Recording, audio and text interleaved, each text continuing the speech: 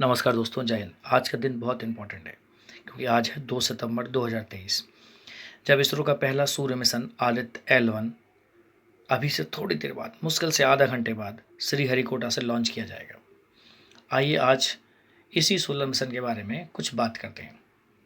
अभी कुछ दिन पहले हम चांद पर पहुंचे और चांद के बाद भारत अब सूरज की ओर देख रहा है। फिलहाल जो चंद्रयान 3 है, चंद्रमा के राज जानने में बिजी है। शनिवार को सूर्य के सीक्रेट्स का पता लगाने के लिए अब आदित्य L1 को भेजा जाएगा। श्रीहरिकोटा के लॉन्चिंग सेंटर से आदित्य L1 मिशन को लॉन्च किया जाएगा। इसरो ने लॉन्च की सभी तैयारियां पूरी कर ली हैं और आदित्य L1 लॉन्च के लिए तैयार है। रॉकेट और सैटेलाइट भी रेडी है। लॉन्च का अभ्यास भी पूरा हो चुका है। काउंटडाउन भी शुरू हो गया है। यह भारत का पहला सूर्य मिशन है। ये आदित्य L1 मिशन क्या है, कितनी दूरी तय करेगा, उसमें कितना समय लगेगा, मिशन का लक्ष्य क्या है, आज हम हर बारे में बात करेंगे। इसरो ने दोस्त के पहले सोलर मिशन को आदित्य L1 नाम दिया है और इसकी मदद से सूर्य के बारे में अधिक से अधिक जानकारी जुटाई जाएगी और इसे श्रीहरिकोटा के सतीश धवन स्पेस सेंटर से लॉन्च किया जाएगा। आदित्य L1 अंतरिक्ष यान को सूर्य और पृथ्वी के जो गुरुत्वाकर्षण प्रणाली के लॉरेंज पॉइंट होता ना L1 के चारों ओर एक हेलो कक्षा में रखा जाएगा और यह जगह धरती से करीब 15 लाख किलोमीटर दूर है। दरअसल लॉरेंज पॉइंट ऐसे पॉइंट्स होते हैं जहां दो पिंडों वाली गुरुत्वाकर्षण प्रणाली में एक छोटी वस्तु को जब वहां रखा जाता है तो वह स्थिर हो जाती है या स्थिर रहती है। सूर्य और पृथ्वी जैसे दो पिंड सिस्टम के लिए लॉरेंज पॉइंट ऐसे ऑप्टिम पॉइंट्स बन जाते हैं जहां स्पेसक्राफ्ट कम फ्यूल को खर्च करेगा और वहां पर लंबे समय तक रह सकता है। तो सोलर अर्थ सिस्टम में 5 लॉरेंज पॉइंट हैं। तो लार्जेस्ट बिंदु या लॉरेंज पॉइंट L1 वह है जहां आदित्य L1 जा रहा है। आइए अब इसके बारे में थोड़ा सा डिटेल में समझते हैं। चलिए हम लोग समझते हैं अब लैग्रेंज पॉइंट ये होते क्या है।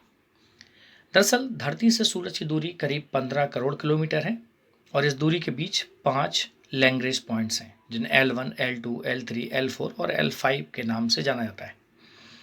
आपको डायग्राम में भी दिख रहा होगा, आपको जो इमेज दिख रही है, इनका नाम 18वीं सदी के एक खगोल शास्त्री और एक गणितज्ञ थे, जोसेफ लुई लैग्रेंज। उनके नाम पर इनका नाम रखा गया। L1, L2, L3 स्थिर नहीं है, इनकी स्थिति बदलती रहती है, जबकि L4 और L5 पॉइंट स्टेबल है और ये अपनी स्थिति नहीं बदलते। L1 पहला पॉइंट है जो धरती से 15 लाख किलोमीटर दूर है और L1 पॉइंट को Lagrangian point, Lagrange point, liberation point या L पॉइंट के तौर पर जाना जाता है। अब L1 पॉइंट को ही क्यों चुना गया? L1 एक ऐसा स्थान है जहां से सूर्य को 24 घंटों के लिए आप देख सकते हो। ये वो जगह है जहां धरती और सूरज के गुरुत्वाकर्षण के बीच एक बैलेंस बन जाता है। धरती और गुरुत्वाकर्षण के बीच बैलेंस होने से एक सेंट्रीफ्यूगल फोर्स यहाँ पर क्रिएट हो जाता है। इस फोर्स की वजह से कोई भी स्पेसक्राफ्ट एक जगह पर स्थिर रह सकता है। इसके अलावा इस स्थान को दिन और रात की साइकिल भी प्रभावित नहीं करती। यहाँ से सूर्य को आप 7 दिन और 24 घंटे देख सकते हो। वहीं यह पॉइंट पृथ्वी के सबसे नज़दीक है और यहाँ से कम्युनिकेशन में भी काफ़ी आसानी होती है।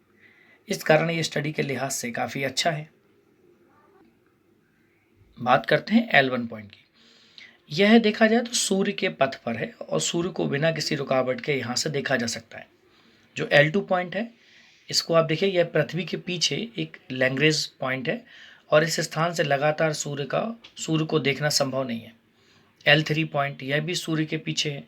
अब L4 और L5 एक निश्चित एंगल पर स्टेबल लैग्रेंज पॉइंट्स हैं। तो आप सोच रहे होंगे कि L1 को क्यों चुना गया। दरअसल आदित्य की मेजबानी के लिए L1 पॉइंट को चुनने के कई कारण हैं। इस स्थान से अब लगातार आप सूर्य को देख सकते हो क्योंकि यहाँ से सूर्य तक कोई बड़ी घटना नहीं घटती। साथ ही इस स्थान पर कोई डिस्टर्बेंस नहीं है। यहाँ पर आप सूर्य को 24/7 स्टडी कर सकते हो और आदित्य को इसी पॉइंट के चारों ओर रखा जाएगा जिससे वह अपने इंस्ट्रूमेंट के थ्रू सूर्य को देख सके और उसकी स्टडी कर सके। तो लैग्रेंज पॉइंट स्पेस में वो पॉइंट है जहां आप किसी भी वस्तु को स्टेबल रख सकते हैं बिना किसी बड़े फोर्स या एनर्जी की आवश्यकता के। इसलिए आदित्य को हम लोग L1 पॉइंट पर रख रहे हैं, क्योंकि यहां पर बिना किसी रुकावट के आप सूर्य की स्टडी बहुत आसानी से कर सकते हैं। अब आदित्य बढ़ेगा कैसे आगे? ये जो मिशन है आदित्य L1, ये अर्थ से सूर्य तक जाएगा कैसे? अब देखिए, आप इस पॉइंट से समझिए, इस इमेज से समझिए कि हमारा ये पहले क्या जाएगा, अर्थ सेंटर ऑर्बिट में अपन इसको ट्रांसफर करेंगे। और सबसे पहले हम क्या करेंगे, आदित्य L1 को स्पेस क्राफ्ट के थ्रू हम लोग क्या करेंगे, इसे पृथ्वी की निम्न कक्षा में रखा जाएगा। फिर इसकी कक्षा को क्या करेगा, इसको बढ़ाया जाएगा, दीर्घ वृत्ताकार बनाया जाएगा, जिसे कहेंगे अर्थ सेंटर ऑर्बिट ट्रांसफर करेंगे, एक कक्षा से दूसरी, दूसरी से तीसरी, तीसरी से चौथी, और बाद में आखिरी में स्पेस क्राफ्ट को पृथ्वी के गुरुत्वाकर्षण क्षेत्र के बाहर लॉरेंस पॉइंट 1 की ओर पुश कर दिया जाएगा। अब पृथ्वी के गुरुत्वाकर्षण क्षेत्र से बाहर निकलने के बाद आदित्य L1 का क्रूज स्टेज शुरू होता है, जिसके बाद यह L1 के चारों ओर एक हेलो ऑर्बिट में प्रवेश करेगा, इसलिए उसका नाम भी है हेलो ऑर्बिट L1। अब जो हमारा पृथ्वी का गुरुत्वाकर्षण क्षेत्र से बाहर निकलने के बाद L1 क्या करेगा, क्रूज स्टेज की तरफ मूव करेगा, और यहीं से पृथ्वी से लॉरेंज पॉइंट 1 तक का सफर पूरा करने में, मतलब ऑर्बिट ट्रांसफर से लेकर हेलो ऑर्बिट तक पहुंचने में उसको कम से कम 4 महीने लगेंगे। अब आदित्य एल पर ऐसे कौन कौन से पेलोड हैं उसकी हम बात करते हैं। इसमें कुल 7 पेलोड हैं, जिनमें से 4 रिमोट सेंसिंग पेलोड्स हैं और 3 इन सिटू पेलोड्स हैं। और आदित्य L1 के जो इंस्ट्रूमेंट्स हैं, इनको मेनली क्रोमोस्फीयर और कोरोना का सौर वातावरण का स्टडी करने के लिए ट्यून किया गया है। सबसे पहले समझते हैं रिमोट सेंसिंग पेलोड्स कौन कौन से हैं। पहला है VELC, जिसको बोलते हैं विजिबल एमिशन लाइन कोरोनोग्राफ, एक प्रकार के स्पेक्ट्रोस्कोपी का काम करेगा। दूसरा है SUIT, solar ultraviolet imaging telescope. तीसरा है SOLEX, solar low energy x-ray spectrometer.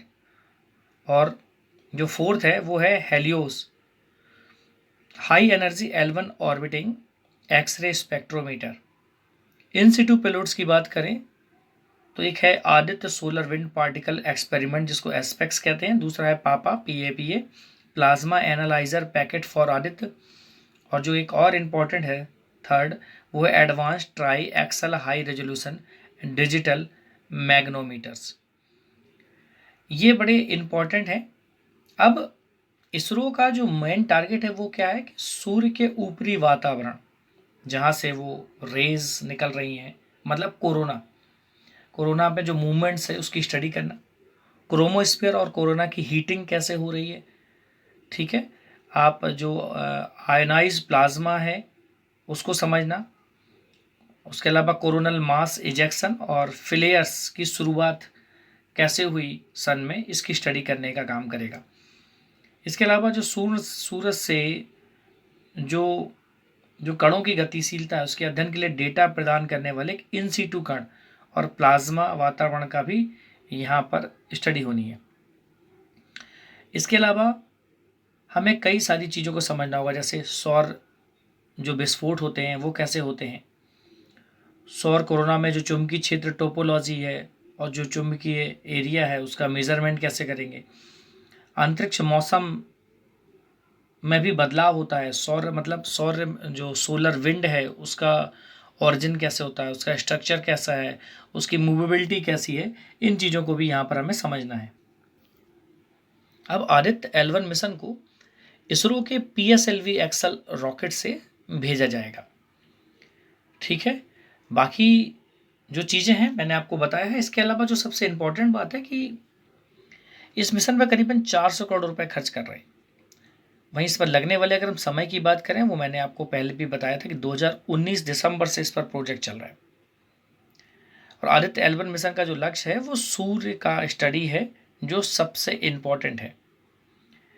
अब जो सबसे इम्पोर्टेंट चीज़ है कि ये जो मिशन है वो पूरी तरह से स्वदेशी है और इस मिशन को बेंगलुरु के इंडियन इंस्टीट्यूट ऑफ एस्ट्रोफिजिक्स ने तैयार किया, जिसको IIA कहते हैं। तो बहुत इंपॉर्टेंट बात है, इनमें से जो हमारे 7 पेलोड में से 4 पेलोड सूरज पर नज़र रखेंगे और बाकी 3 L1 पॉइंट के आसपास की स्टडी करने जा रहे हैं। तो उम्मीद करता हूँ कि आदित्य जो अपना मिशन है L1 पूरी तरह से सक्सेसफुल होगा और भारत आने वाले समय में एक अंतरिक्ष की महाशक्ति के रूप में उभरने के लिए तैयार है। नमस्कार, जय हिंद।